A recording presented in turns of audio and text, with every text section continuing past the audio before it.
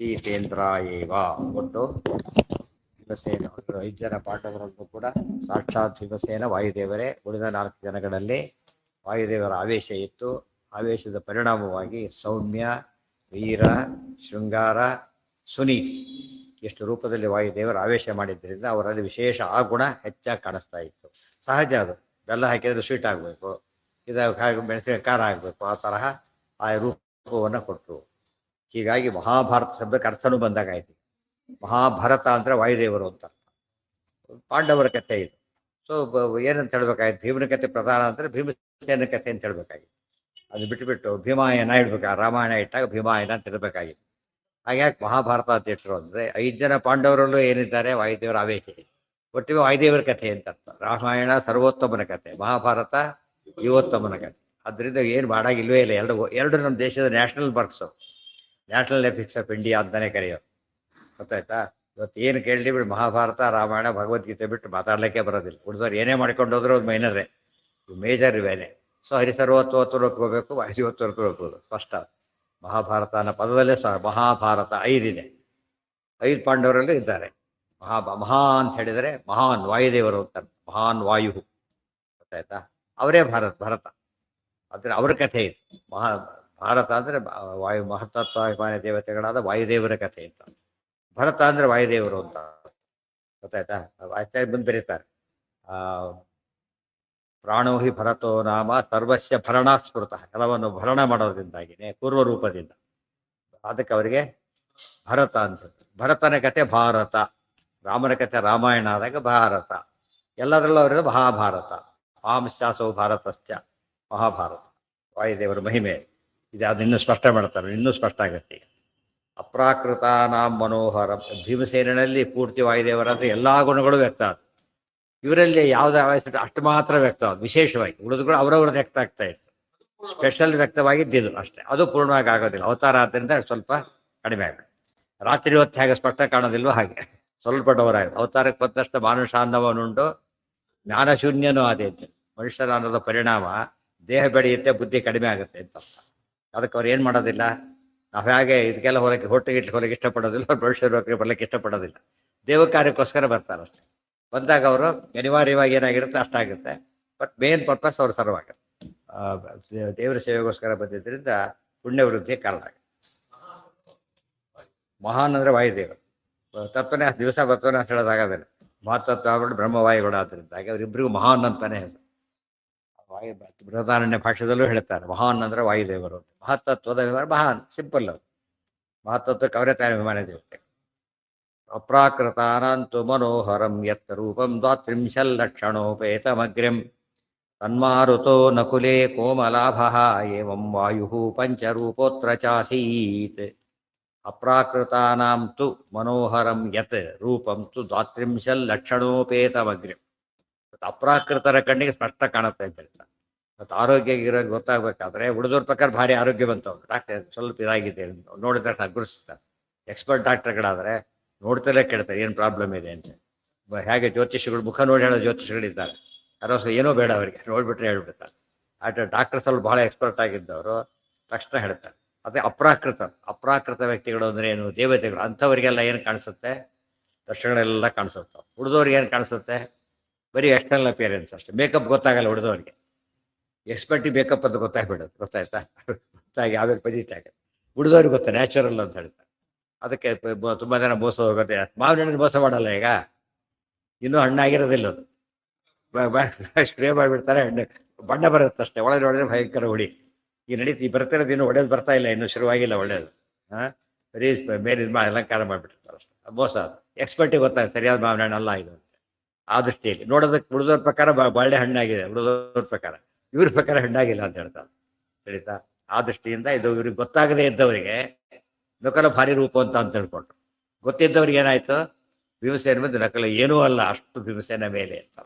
ಮಹಾಭಾರತ ತುಂಬ ಸರ್ತಿ ಹೇಳುತ್ತೆ ರೂಪ. ಹನುಮಂತ ಭೀಮಸೇನ ರೂಪ ಅತ್ಯದ್ಭುತ ರೂಪ ಅಂತೇಳಿ. ತನ್ಮಾರುತೋ ನಕುಲೇ ಕೋಮಲಾಭ. ಅದು ಮಾರುತನಲ್ಲಿ ಕೋಮಲಾಭ ಇಟ್ಟಿದ್ದರಿಂದ ಅಲ್ಲಿ ಆ ರೀತಿ ರೂಪವಂತ ಅಂತ ಅನಿಸ್ಕೊಂಡ. ವಾಯು ಪಂಚರೂಪೋತ್ರ ಚಾಸೀತ್. ಅಷ್ಟೇ ಮೇಲೆ ವಾಯುದೇವರು 5 ರೂಪದಲ್ಲೂ ಇದ್ದಾರೆ. ಅಲ್ಲಿ ರಾಮದೇವರು ನಾರಾಯಣ 4 ರೂಪದಲ್ಲಿದ್ದ ಹಾಗೆ ವಾಯುದೇವರಲ್ಲಿ 5 ರೂಪದಲ್ಲಿದ್ದಾರೆ. ಅಲ್ಲಿ ರಾಮ ಸಾಕ್ಷಾತ್ ನಾರಾಯಣ, ಇಲ್ಲಿ ಭೀಮ ಸಾಕ್ಷಾತ್ ವಾಯು. ಎಷ್ಟು ರಿಸೆಂಬ್ಲೆನ್ಸ್ ಇದೆ, ಒಂದೊಂದು ಸರಿಯಾಗಿ ವಿಚಾರ ಮಾಡಿದರೆ ಮಹಾಭಾರತಕ್ಕೆ ರಾಮಾಯಣಕ್ಕೆ. ಅದರಿಂದಲೇ ಅದು ರಾಮನ ಕಥೆ ಆಯಿತು, ಅದು ಭೀಮನ ಕಥೆ ಆಯಿತು. ಹನುಮಂತನ ಕಥೆ ಬಂದಿದ್ರು ಕೂಡ ದಾಸನಾಗಿ, ಇಲ್ಲಿ ಕೃಷ್ಣನ ಕಥೆ ಬಂದಿದ್ರು ಸ್ವಾಮಿಯಾಗಿ. ಗೊತ್ತಾಯ್ತು, ಮಧ್ಯದಲ್ಲಿ ಎಲ್ಲ ಕಡೆ ಬರೋದಿಲ್ಲ. ಅದೆಲ್ಲ ಬರೋ ಹರಿವಂಶಕ್ಕೆ ಆ್ಯಡ್ ಮಾಡ್ತಾರೆ. ಭಾಗವತಲ್ಲಿ ವಿಸ್ತಾರ ಬರ್ತದೆ. ಅತೀತೇಂದ್ರ ಏವತೆ ವಿಷ್ಣು ಷಷ್ಠಾಃ ಪೂರ್ವೇಂದ್ರೋಸೌ ಯಜ್ಞನಾಮ ರಮೇಶಃ ತವೈ ಕೃಷ್ಣೋ ವಾಯುರಥ ದ್ವಿತೀಯಃ ಸ ಭೀಮಸೇನೋ ಧರ್ಮ ಆಸೀತ್ ತೃತೀಯಃ. ಇನ್ನೊಂದು ಅಂಶನೂ ಇದೆ. ಅತೀತೇಂದ್ರಾಃ ಏವ ತೇ ವಿಷ್ಣು ಷಷ್ಠಾಃ ಪೂರ್ವೇಂದ್ರಃ ಅಸೌ ಯಜ್ಞನಾಮ ರಮೇಶಃ ಸಹ ವೈ ಕೃಷ್ಣಃ ವಾಯುಃ ಅಥ ದ್ವಿತೀಯಃ ಸಹ ಭೀಮಸೇನಃ ಧರ್ಮ ಆಸೀತ್ ತೃತೀಯಃ. ಅತೀತೇಂದ್ರ ಏವತೆ ವಿಷ್ಣು ಷಷ್ಠಾಃ. ಇದೊಂದು ಸ್ವಾರಸ್ಯ ಏನಂದ್ರೆ ಎಲ್ಲರೂ ಕೂಡ ಏನಿವರು ಒಂದು ಕಾಲಕ್ಕೆ ಇಂದ್ರ ಪದವಿಯಲ್ಲಿದ್ದವರು. ಅದಕ್ಕೆ ಇಂದ್ರ ಪಂಚೇಂದ್ರೋಪಾಖ್ಯಾನ ಅಂತ ಬಂದು ಬರುತ್ತೆ. 5 ಜನರು ಇಂದ್ರರೇ, ಜೊತೆಗೆ ವಿಷ್ಣು ಷಷ್ಠಾಃ, ಕೃಷ್ಣನೂ ಒಬ್ಬ ಇಂದ್ರನೇ. ಯಜ್ಞನಾಮಕ ಇಂದ್ರ ಕೃಷ್ಣ, ಗೊತ್ತಾಯ್ತಾ. ರೋಚನ ನಾಮಕ ಇವರು, ಪುರಂದರ ಅವರು, ಉಳಿದಿಬ್ಬರು ಮಂತ್ರದ್ಯುಮ್ನ, ಅವರು ಅಶ್ವಿನಿ ದೇವತೆಗಳು. ಹೀಗಾಗಿ ಎಲ್ಲರೂ ಕೂಡ ಏನವರು ಒಂದು ಕಾಲಕ್ಕೆ ಇಂದ್ರ ಪದವಿಯಲ್ಲಿ ಇದ್ದವರು. ಈಗ ಅರ್ಜುನ ಈಗಿಂದ್ರ ಪದವಿಯಲ್ಲಿರೋರು. ಅರ್ಜುನ ಪ್ರೆಸೆಂಟ್ ಇಂದ್ರ ಅಂತ ಹೇಳ್ತಾರೆ. ಈಗ ಅತೀತೇಂದ್ರ ಏವ ಸವೈ ಕೃಷ್ಣೋ ವಾಯುರಥ ದ್ವಿತೀಯಃ ಭೀಮಸೇನಃ ಧರ್ಮ ಆಸೀತ್ ತೃತೀಯಃ. ಈ ರೀತಿ ಅವತಾರ ಮಾಡಿ ಬಂದಿದ್ದಾರೆ. ಕೃಷ್ಣ, ವಾಯು, ಭೀಮಸೇನ, ವಾಯುವೇ ಭೀಮಸೇನ, ಆಮೇಲೆ ಯಮದೇವರು, ಆಮೇಲೆ ಕ್ರಮ ಇದು. ಯುಧಿಷ್ಠಿರೋ ಸೌವಥನ ಸತ್ಯ ದಸ್ರೌ ಕ್ರಮಾತ್ ತಾವೇತೌ ಮಾದ್ರವತಿ ಸುತೌ ಚ ಪುರಂದರಶ್ರೇಷ್ಠಭೂತಾತ್ರ ಸಪ್ತಮಃ ಸ ಏವೈಕಃ ಫಲ್ಗುನೋ ಹಿ ಏತ ಇಂದ್ರಾಃ. ಯಾರ್ಯಾರು ಯಾವ ಇಂದ್ರ ಅಂತ ಹೇಳ್ತಾರೆ. ಯುಧಿಷ್ಠಿರೋ ಅಸೌವಥ, ಅನಂತರ ಯುಧಿಷ್ಠಿರ, ಧರ್ಮ ಆಸೀತ್ ತೃತೀಯಃ, ನಾಸತ್ಯದ ತಸ್ರೌ ಕ್ರಮಾತ್ ತಾವೇತೌ ಮಾದ್ರವತಿ ಸುತೌ ಚ. ನಾಸತ್ಯದತ್ರರು ಮಾದ್ರಿಯ ಮಕ್ಕಳಾಗಿ ಬಂದ ನಕಲ ಸಹದೇವರು. ಈಗ ಪಂಚೇಂದ್ರರು ಇಂದ್ರರಾಗಿದ್ದು. ಇದರಿಂದ ಏನು ಅನುಕೂಲ ಆಯಿತು ಅಂದರೆ, ಇಂದ್ರದೇವರು ಯಾವುದಕ್ಕೆ ಹೆಸರಾಗಿರೋರು? ಸ್ವರ್ಗಾಧಿಪತಿ, ತ್ರಿಲೋಕಾಧಿಪತಿ ಅಂತ ಹೆಸರು. ಒಳ್ಳೆ ಆಡಳಿತ, ಆಡಳಿತದಲ್ಲಿ ಬಹಳ ಕೌಶಲ. ಅದಕ್ಕೇನೆ ಯಾರನ್ನ ಕರಿ ಅಂತ ಹೇಳಿದ್ರು ಅವರು? ರುದ್ರದೇವರನ್ನು ಬೇಡ, ಯಾರನ್ನ ಕರಿ ಅಂತ ಹೇಳಿದ್ರು? ಇಂದ್ರನ ಕರೆದು. ಇಂದ್ರ ಅದಕ್ಕೆ ಸ್ಪೆಷಲಿಸ್ಟ್ ಆದ್ದರಿಂದ ಇಂದ್ರ ಪದವಿಯಲ್ಲಿ ಇವರು ಕೂಡ ಒಳ್ಳೆ ಆಡಳಿತಗಾರರು ಲೋಕದೃಷ್ಟಿಯಲ್ಲಿ. ಆ ದೃಷ್ಟಿಯಿಂದ ಪಾಂಡವ ರಾಜ್ಯಭಾರ ಮಾಡಿ ಫಸ್ಟ್ ಕ್ಲಾಸ್ ರಾಜ್ಯಭಾರ ಆಯಿತು. ದುರ್ಯೋಧನ ಆ್ಯಂಟಿ ಅವರು. ಇವತ್ತಿನ ರಾಜ್ಯ ಹೇಗಿರುತ್ತೋ ದುರ್ಯೋಧನ ರಾಜ್ಯ ಹಾಗಿತ್ತು ಅಷ್ಟೇ. ಅವತ್ತು ಹಾಗಲ್ಲ, ಅದು ಕೃತಯುಗದ ಕಾನ್ಸೆಪ್ಟ್ ಇತ್ತು ಅವರಲ್ಲಿ. ಕೃತಾದಪಿ ಪರಂ ಚಕ್ರೆ, ಕೃತಯುಗವನ್ನು ಮೀರಿಸಿಬಿಟ್ಟು ಕೃಷ್ಣ, ಪರಶುರಾಮ, ವೇದವ್ಯಾಸ 3 ರೂಪದ ಗೈರೆನಿಸು, ಭೀಮಸೇನನ ನೇತೃತ್ವ, ಧರ್ಮರಾಜ, ಮಹಾರಾಜ, ಎಲ್ಲದರ ಹಿನ್ನೆಲೆಯೊಳಗೆ ಭಾರತ ಕಾಲದ ಪಾಂಡವರ ಆಳ್ವಿಕೆ ಹೇಗಿತ್ತು ಅಂದರೆ ರಾಮರಾಜ್ಯ ಇದ್ದ ಹಾಗಿತ್ತು. ಕೃತಯುಗಕ್ಕಿಂತ ಒಂದು ತೂಕ ಜಾಸ್ತಿ ಇತ್ತು ಅಂತ ಹೇಳ್ತಾರೆ. ಇವರೆಲ್ಲ ಇಂದರಾಗಿರೋದು ಕಾರಣ ಅದರಿಂದ ಆ ಒಂದು ವಿಶೇಷ ಅಂಶ ಅಲ್ಲಿ ಬಂತು. ಯುಧಿಷ್ಠಿರೋ ಸೌವಥನ ಸತ್ಯದಸ್ರೌ ಕ್ರಮಾತ್ ತಾವೇತೌ ಮಾದ್ರವತಿ ಸುತೌ ಚ ಪುರಂದರ ಷಷ್ಠಭೂತಾತ್ತ ಸಪ್ತಮಃ ಸ ಏವೈಕಃ ಫಲ್ಗುನೋ ಹಿ ಏತ ಇಂದ್ರಾಃ. ಇಷ್ಟು ಇಂದ್ರರು ಒಂದೇ ಕಾಲಕ್ಕೆ. ಹೌದು, ಅವ್ರ ಜಂಟಿ ಅವರು. ಅದ್ರಿಂದ ಅದೇ ಆಗಿದ್ದೀಗ ಸ್ಪೆಷಲ್. ಅವರಿಬ್ಬರ ಬಗ್ಗೆ ಸ್ಪೆಷಲ್ ಅಂದ್ರೇನು, ಜೊತೆಯಾಗೇ ಇರ್ಬೇಕು, ಯಾವಲ್ಲ ಪ್ರತ್ಯೇಕ ಇರೋದೇ. ಅದಕ್ಕೆ ನಾಮ ಕೂಡ ಒಂದೇ, ಹಿಂದೆ ಕರೆದ್ರು ಒಂದೇ, ಹಿಂದೂ ಮುಂದಾದರೂ ಒಂದೇ, ಏನಾದರೂ ಅವ್ರ ಹೆಸರು ಅದೇ. ಆದ್ದರಿಂದ ಇವರು ಒಂದೇ ಕಾಲಕ್ಕೆ ಅವ್ರು ಏನಾಗಿದ್ರು? ಇಂದ್ರರಾಗಿದ್ರು. ಇರ್ತಾರೆ. ಆ ಗ್ರೂಪಲ್ಲಿ 2 ಇದೆ. ಇಂದ್ರ ಪದವಿ ಬರತಕ್ಕ ಸ್ಪೆಷಲ್. ಈಗ ಅರ್ಜುನ ಬಂದಿದ್ದಾನೆ ಶತಕೃತವಾಗಿ, ಆ ಇಂದ್ರ ಪದವಿ ಒಂದು, ಗೊತ್ತಾಯ್ತಾ. ಉಳಿದಂತೆ ಇಂದ್ರ ಪದವಿಯಲ್ಲಿ ಕೂಡ್ಲಕ್ಕೆ ಬರುತ್ತೆ. ಈ ರೀತಿ ಕೂತಿದ್ದಾರೆ. ಸಾಕ್ಷಾತ್ ನಾರಾಯಣನೇ ಕೂತ್ಕೊಂಡ, ಗೊತ್ತಾಯ್ತಾ. ಆಮೇಲೆ ಫಸ್ಟ್ ಇಂದ್ರ ನಾರಾಯಣನೇ, ಆಮೇಲೆ ವಾಯುದೇವರು, ರೋಚನ ನಾಮಕ ಇಂದ್ರದೇವರು, ಆಮೇಲೆ ಈ ಕ್ರಮದಲ್ಲಿ ಬಂತು. ಅಂದರೆ ಇವರಿಗೆ ಏನಾಗುತ್ತೆ, ತಾರತಮ್ಯ ಹೇಳ್ಬೇಕಾದ್ರೆ ಚೇಂಜ್ ಮಾಡಬೇಕಾಗ. ಆಗ ಇಂದ್ರ ಸರ್ವೋತ್ತಮ ಇದ್ರಿಗೆ ಕೃಷ್ಣನ ಆದಾಗ, ಯಜ್ಞನಾಮಕ ಪರಮಾತ್ಮ ಇಂದ್ರನಾದಾಗ ಸರ್ವೋತ್ತಮ ಯಾರಾಗ? ಇಂದ್ರನೇ. ಅದಕ್ಕೆ ವೇದಗಳಲ್ಲಿ ಇಂದ್ರಸ್ತುತಿಯು ಇಂದ್ರ ಸರ್ವೋತ್ತಮ ಅಂತ ಹೇಳ್ತಾರೆ. ಆ ಇಂದ್ರ ಜನ ಏನ್ ತಿಳ್ಕೊ, ಈ ಇಂದ್ರ ಅಂತ ತಿಳ್ಕೊಬಿಟ್ಟು ಕನ್ಫ್ಯೂಷನ್ ಮಾಡಿದಾಗ ಇದೆಲ್ಲ ಗೊತ್ತಿಲ್ಲ ಡೀಟೇಲ್ಸ್ ಅವ್ರಿಗೆ. ತಮಾಷೆ, ನಿಮಗೆ ಹೆಚ್ಚು ಜನ ಸಂಶೋಧನೆ ಫಾರಿನರ್ಸು. ನಮ್ಮ ಗ್ರಂಥಗಳ ಬಗ್ಗೆ ಬಹಳ ಹರಿದಾಸ ಸಾಹಿತ್ಯದ ಸಮೇತ, ಅರ್ಥ ಆಯ್ತಾ, ಫಸ್ಟ್ ಕೈ ಹಾಕಿದ್ದು ಅವರು ಸ್ಟಡಿ ಮಾಡಲಿಕ್ಕೆ. ಆದ್ದರಿಂದ ಅವರಲ್ಲಿ ಒಂದು ಅಂದರೆ ಅದು ಮೆಚ್ಚಬೇಕು. ಅವರು ನಮ್ಮ ದೇಶದ ಸಂಪತ್ತು ಹಾಕಿ ಕೊಳ್ಳೆ ಹೊಡೆದ್ರು. ಹಾಗೆ ಇದನ್ನೆಲ್ಲ ಸ್ಟಡಿ ಮಾಡಿದರು ಭಾರಿ. ಫಸ್ಟ್ ಡಿಕ್ಷನರಿ ಕನ್ನಡ ತಯಾರು ಮಾಡಿದ್ದು ಫಾರಿನರ್. ಫಸ್ಟ್ ಡಿಕ್ಷನರಿ ಅದೇ ಭಾರಿ ಕಷ್ಟಪಟ್ಟರು. ಇದು ಒಂದು ಗುಂಪಿದೆ ಅದರಲ್ಲಿ ಮತ್ತು ಕ್ರಿಟಿಕಲ್ ಸ್ಟಡಿ ಮಾಡೋದು, ವರ್ತ್ ಏನು ಇದರ ಗ್ರೇಟ್ನೆಸ್ ಎಲ್ಲಿದೆ ಆ ಥರ ತಿಳ್ಕೊಳ್ಳೋದು ಎಲ್ಲ ಮಾಡ್ತಾ ಬಂದು ಅದು ಅವರಿಗೆ ಒಂದು ಅಡ್ವಾಂಟೇಜು ಬಂತು, ಡಿಸ್ಅಡ್ವಾಂಟೇಜ್ ಬಂತು. ಅವರು ಲೌಕಿಕ ದೃಷ್ಟಿಯಿಂದ ಸಿಸ್ಟಮೆಟಿಕ್ ಆಗಿ ಎಡಿಟ್ ಮಾಡಿದರು. ಅವರಿಗೆ ಸಂಸ್ಕಾರ ಇಲ್ಲ, ನಮ್ಮ ದೇಶದ ಸಂಸ್ಕಾರ ಇಲ್ಲ, ಯಾವುದು ಗೊತ್ತಿಲ್ಲ ಅರ್ಥ ಮಾಡೋ ಕ್ರಮ. ಅದರಿಂದ ಏನಾಯ್ತದ ದಾರಿ ತಪ್ಪಿತು. ಒಳ್ಳೇದು ಆಯಿತು ಕೆಟ್ಟದ್ದು ಆಯಿತು. ಫಸ್ಟ್ ವೇದ ಪಬ್ಲಿಷ್ ಮಾಡಿದ್ದವರೇ, ಗೊತ್ತಾಯ್ತಾ. ಮಹಾಭಾರತಾದಿಗಳನ್ನು ಫಸ್ಟ್ ಸ್ಟಡಿ ಮಾಡಿ ಭಾಳ ಒಳ್ಳೆ ಒಪಿನಿಯನ್ ಕೊಟ್ಟರು. ನಮ್ಮವರಿಗೆ ನಮ್ಮಲ್ಲಿ ಯಾರು ಕೂಡ ಸ್ವಂತವಾಗಿ ಇತ್ತೀಚೆಗೆ ಬಂದಿಲ್ಲ, ಎಲ್ಲ ಅವ್ರ ಅಭಿಪ್ರಾಯನ ಕಾಪಿ ಮಾಡ್ತಾರೆ ಅಷ್ಟೇ. ಕಾಳಿದಾಸ ಭಾರಿ ಗ್ರೇಟ್ ಅಂತಾರೆ ಅವರು, ಇವರು ಕಾಳಿದಾಸ ಗ್ರೇಟ್ ಅಂತಿದ್ದಾರೆ. ಭಾಸ ಅವ್ರಿಗಿಂತ ಗ್ರೇಟ್ ಆ್ಯಕ್ಚುಲಿ. ಭಾಸನ ಎಷ್ಟೋ ಕಡೆ ಕಾಳಿದಾಸ ಯಾಜಿಟಿ ಬರ್ಬ್ಯಾಟಮ್ ಕಾಪಿ ಮಾಡಿಬಿಡ್ತಾರೆ. ಹಾಗೆ ಗೊತ್ತಾಯ್ತಾ, ಮೆನ್ಷನ್ ಕೊಂಡು ಮಾಡ್ತಾರೆ ಕಾಳಿದಾಸ. ಭಾಸಾದಿಗಳು ಬಹಳ ಪ್ರಸಿದ್ಧ ಕವಿಗಳು ಅಂತ ಹೇಳ್ತಾರೆ. ಅವ್ರು ಹೇಳಲಿಲ್ಲ, ಭಾಸರ ಕತೆ ಸಿಕ್ಕಿದ್ದಿಲ್ಲ ಆಗ. ಅವ್ರು ಹೇಳಲಿಲ್ಲ, ಇವ್ರು ಬಿಟ್ಬಿಟ್ರು. ಅಥವಾ ಕಾಳಿದಾಸ ಮಹಾಭಾರತ ಅವ್ರು ಹೇಳ್ತಾರೋ ಅಷ್ಟೇ ನಂಬೋದು. ಮತ್ತೆ ಮಹಾಭಾರತ ಅವ್ರಿಗೆ ಗೊತ್ತಿಲ್ಲ ಆದ್ದರಿಂದ ಮೊದಲು ಭಾರತ ಅಂತಿತ್ತು, ಜಯ ಅಂತಿತ್ತು, ಆಮೇಲೆ ಭಾರತ ಅಂತ ಆಯಿತು, ಆಮೇಲೆ ಮಹಾಭಾರತ ಆಯಿತು. 3 ಸ್ಟೇಜಲ್ಲಿ ಕಂಪ್ಲೀಟ್ ಆಯಿತು. ಇದೆಲ್ಲ ವಾದ ಮಾಡೋದು. ಇದನ್ನೇ ಇವತ್ತು ಹೇಳ್ತಾರೆ, ಪಾಠ ಮಾಡೋದು ಇದನ್ನೇ. ಸಂಸ್ಕೃತ ಏನೇ ಓದಿದ್ರು ಇದನ್ನೇ ಓದಬೇಕು ಅವ್ರು, ಬೇರೆ ಇಲ್ಲ. ಮತ್ತೆ ಬದಲಾಯಿಸೋ ಅಭ್ಯಾಸನೇ ಇಲ್ಲ ಅವರಲ್ಲಿ. ಅವ್ರು ಹೇಳಿದ್ದೇ ಇವರು ವೇದವಾಕ್ಯ ಇವರಿಗೆ. ಇದು ಆಚಾರ್ಯರು ಎಷ್ಟು ಹೇಳಿದ್ದಾರೆ ಗಮನನೇ ಇಲ್ಲ ಆ ಬಗ್ಗೆ. ನಮ್ಮವರೇ ನೋಡಲ್ಲ, ಬಡದವ್ರು ಬಿಟ್ಟುಬಿಡಿ, ನಮ್ಮವರಿಗೂ ಗಮನ ಇಲ್ಲ. ಎಷ್ಟು ಆಶ್ಚರ್ಯ ಅಂದರೆ, ಈ ರೀತಿ ಆದರೆ ಮೂಢ ಪರಪ್ರತ್ಯಯನೇಯ ಬುದ್ಧಿ ಕಾಳಿದಾಸ ಹೇಳ್ತಾರೆ. ಅಂತಹ ಪರೀಕ್ಷೆ ಅನ್ಯತರ ಭಜಂತೆ. ಸಜ್ಜಂದ್ರೆ ಯಾವಾಗಲೂ ಅದು ಇದು ನೋಡೋದಿಲ್ಲ ಅವರು. ಹಳೆದು ಹೊಸ್ತು ಅವನು ಇವನು ನೋಡೋದಿಲ್ಲ. ಅದೇನು ಮಾಡ್ತಾರೆ ಅವರು, ಆಬ್ಜೆಕ್ಟಿವ್ ಮೆರಿಟ್ ನೋಡ್ಬಿಟ್ಟು ಕೆಲಸ ಮಾಡ್ತಾರೆ. ಮೂಢರು ಏನು ಮಾಡ್ತಾರೆ ಅಂದರೆ ಪರಪ್ರತ್ಯಯನೇಯ ಬುದ್ಧಿ, ಉಳಿದವ್ರು ಹೇಳ್ದೆ ಕೇಳ್ಕೊಂಡು ಹೋಗ್ತಿರ್ತಾರೆ. ಗತಾನುಗತಿಗೋ ಲೋಕಃ ಪರಮಾರ್ಥಿಕ ನಷ್ಟಮೇ ತಾಮ್ರವಾದಿರ ಅಷ್ಟೇ. ಅದು ಅಂಧ ಪರಂಪರ ಅಂತ ಹೇಳಿ, ಅಂಧ ಪರಂಪರ ನ್ಯಾಯ ಅಂತ ಒಂದಿದೆ ಸಂಸ್ಕೃತದಲ್ಲಿ. ಆ ನ್ಯಾಯ ಆಯ್ತು. ಇವತ್ತಿಗೂ ಅಷ್ಟು ಬೇರೆ ವಿಷಯ ಒಪ್ಲಕ್ಕೆ ತಯಾರೇ ಇಲ್ಲ ಅವರು. ಅವ್ರು ಹೇಳಿದ್ದಾರೆ ಓದೋಯ್ತು. ಇವತ್ತಿಗೂ ಹುಚ್ಚುಚ್ಚಾಗಿ ಬರೀತಾರೆ. ಅವರಿಗೆ ಲಿಮಿಟೇಷನ್ ಅರ್ಥ ಮಾಡ್ಕೊಂಡ್ಬಿಟ್ಟಿದ್ರೆ ಅವ್ರು ಒಳ್ಳೆ ಪಾರ್ಟ್ ಮಾತ್ರ ತೊಗೋಬೋದಾಗಿತ್ತು. ಒಳ್ಳೇದು ಕೆಟ್ಟದ್ದು ಬಿಟ್ಟರೆ ಹೋಗ್ತಾ ಇತ್ತು. ಆಗ ಬಿಟ್ಬಿಟ್ಟು ಅದಕ್ಕಿಂತ ಹೆಚ್ಚು ಎಡಿಷನ್ ಕಲೀಲಿಲ್ಲ ಇವರು, ಅದಕ್ಕೆ ಕಾಪಿ ಮಾಡೋದು ಕಲ್ತರು ಅಷ್ಟೇ.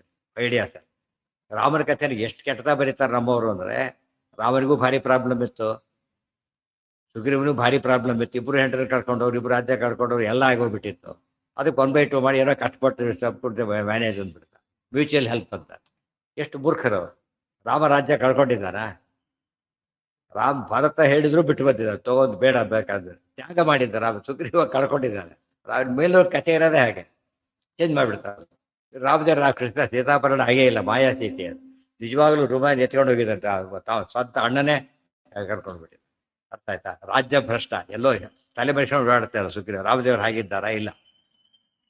ಹೋಗಿ ಇಬ್ಬರು ಕೂಡ ಮ್ಯೂಚುವಲ್ ಹೆಲ್ಪ್ ಬೇಕಾಗಿದ್ರೆ ವಾಲಿನ ಕೊಲ್ಲಬೇಕು, ಗೊತ್ತಾಯ್ತು, ಹೆಂಡ್ತಿನ ವಾಪಸ್ ಕೊಡಿಸ್ಬೇಕು, ರಾಜ್ಯ ಕೊಡಿಸ್ಬೇಕು. ಇದು ರಾಮದೇವ್ರು ಮಾಡ್ಬೇಕು. ಎಷ್ಟು ಹಾಗಿದ್ದರೆ ಇವನೇ ಸುಗ್ರೀವ ಏನು ಮಾಡಬೇಕಾಗಿತ್ತು?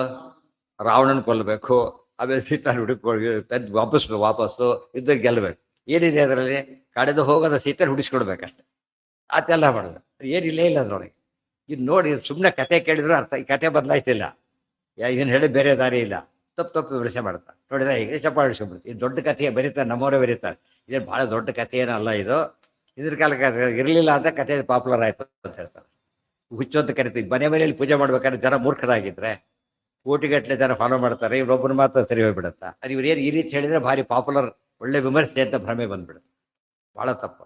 ಅದರಿಂದ ಇಷ್ಟು ಅನಾಹುತ ಆಗಿರೋದು. ಇವತ್ತು ಇಲ್ಲಿ ಗಲಾಟೆ ಬರ್ತಾನೆ ಇರಲಿಲ್ಲ, ಹಿಂದೂಗಿಂದ ಗಲಾಟೆನೇ ಬರ್ತಿರ್ಲಿಲ್ಲ. ಸರಿಯಾಗಿ ಪ್ರಚಾರಕ್ಕೆ ಬಂದ್ಬಿಟ್ಟಿದ್ರೆ ಇವರೆಲ್ಲ ಕನ್ವರ್ಟ್ ಆಗಲಿಕ್ಕೆ ಅದೊಂದು ಕಾರಣ ಕೂಡ ಹೌದು.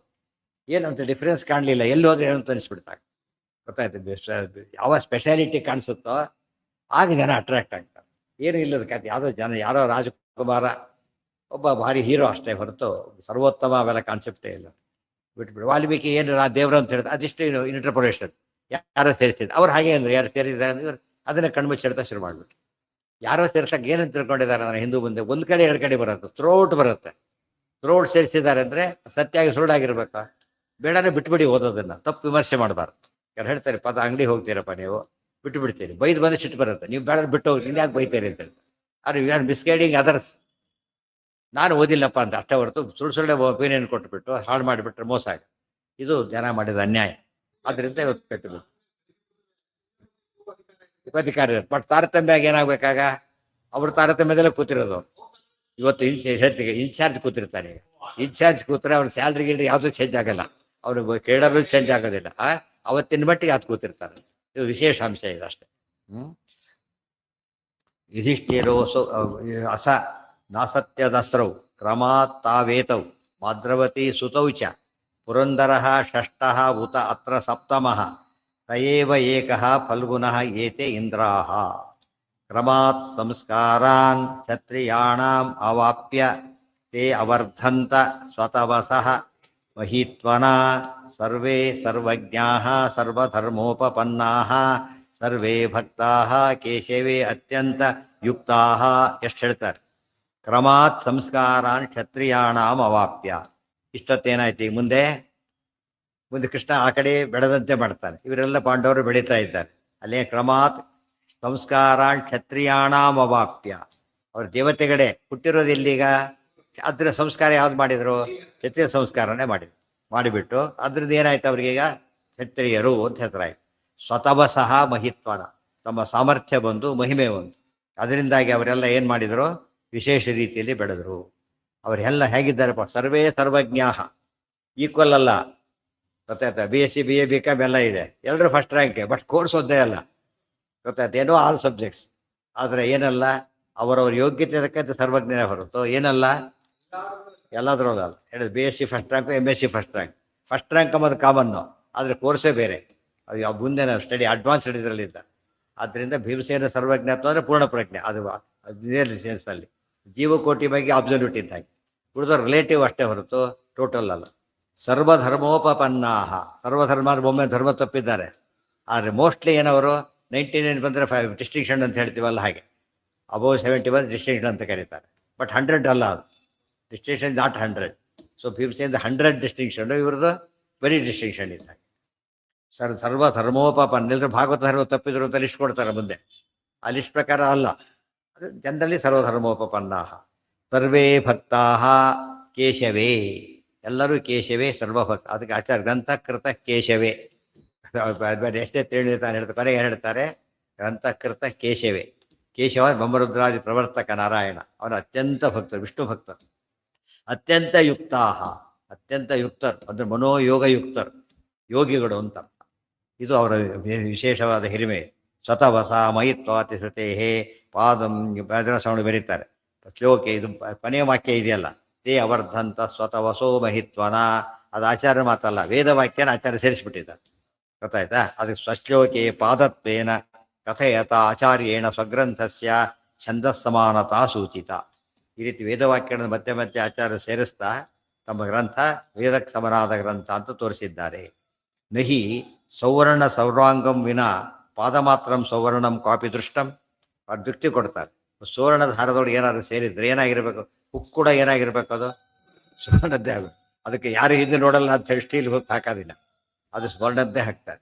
ಅದಕ್ಕೆ ಆಚಾರ್ಯ ವೇದವಾಕ್ಯವನ್ನು ಸೇರಿಸಿದ ಮೇಲೆ ತಮ್ಮ ಮಾತು ಯಾವುದಕ್ಕೆ ಸಮಾನ? ಈಗ ವೇದಕ್ಕೆ ಸಮಾನ ಅಂತ ಒಳ್ಳೆ ಎಕ್ಸಾಂಪಲ್ ಕೊಟ್ಬಿಟ್ಟು ಗ್ರಂಥಸ್ತಮ ಸೂಚಿತ.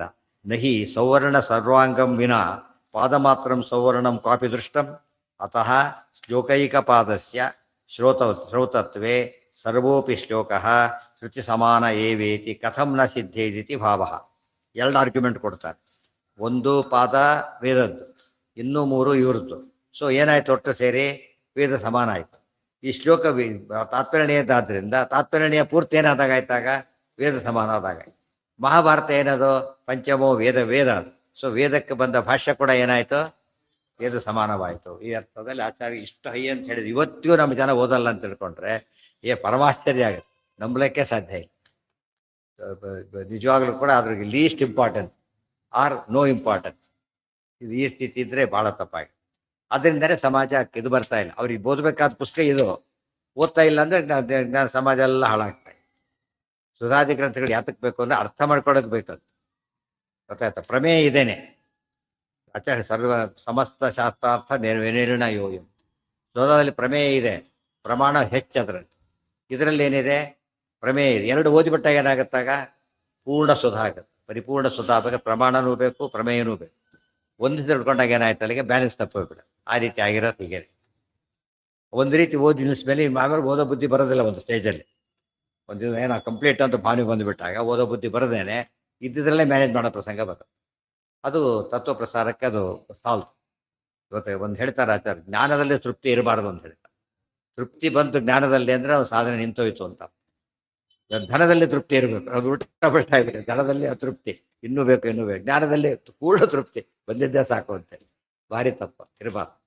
ರಾಜರಿಗೆ ತೃಪ್ತಿ ಇರಬಾರ್ದಂತೆ, ಯಾವುದನ್ನ ದೇಶ ಬೆಳೆಸ್ಲಿಕ್ಕೆ ತೃಪ್ತಿ ಇರಬಾರ್ದು, ಮಾಡ್ತಾನೆ ಇರಬೇಕು, ಎಕ್ಸ್ಪ್ಯಾಂಡ್ ಮಾಡ್ತಿರ್ಬೇಕು ಅವನು. ಯಾಕೆ? ತುಂಬ ಜನಕ್ಕೆ ಧರ್ಮದ ರಕ್ಷಣೆ ಕೊಡಬೇಕು ಅವನು, ಹಾಗೆ ಮಾಡಬೇಕು. ಆದ್ರೆ ಬ್ರಾಹ್ಮಣ ಹಾಗಲ್ಲ, ಮಿನಿಮಮ್ ಅಂತ ಸಾಕು.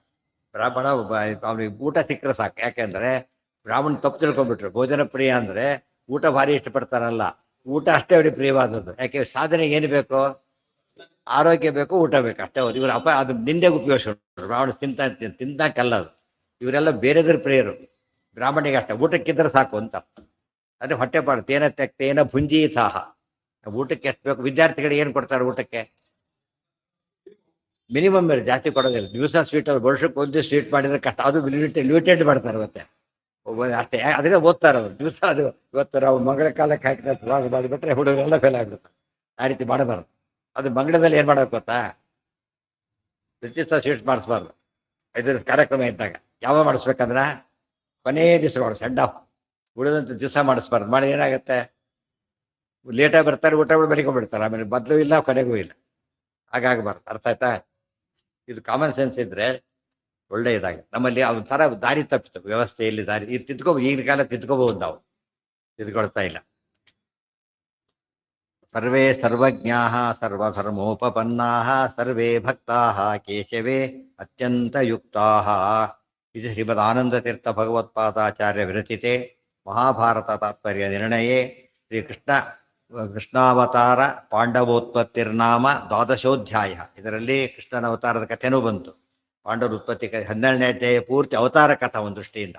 ಅದಕ್ಕೇನೆ ಆ ವಿಶೇಷವಾಗಿ ಕೌರವ ಹುಟ್ಟು ಬಂದಿದೆ ಈ ಮಧ್ಯೆ. ಅದಕ್ಕೆ ಅವತಾರ ಕಥಾ ನಿರ್ಣಯ ಅಷ್ಟು ಹೇಳಿ ಅದು ಕೃಷ್ಣಾರ್ಪಣ ಹೇಳ್ತಾರೆ. ದ್ವಾದಶೋಧ್ಯಾಯ ಕಂಸವಧ. ನೆಕ್ಸ್ಟ್ 13ನೇ ಅಧ್ಯಾಯ. ಗರ್ಗಶೂರ ಸುತೋಕ್ತ್ಯ ವ್ರಜಮಾಯಾತ್ ಸಾತ್ವತಾಂ ಪುರೋಧಾಃ ಸಹ ಚಕ್ರೇ ಕ್ಷತ್ರಿಯ ಯೋಗ್ಯಾನ್ ಸಂಸ್ಕಾರಾನ್ ಕೃಷ್ಣ ರೋಹಿಣಿ ಸುನ್ಮೋಹೋ.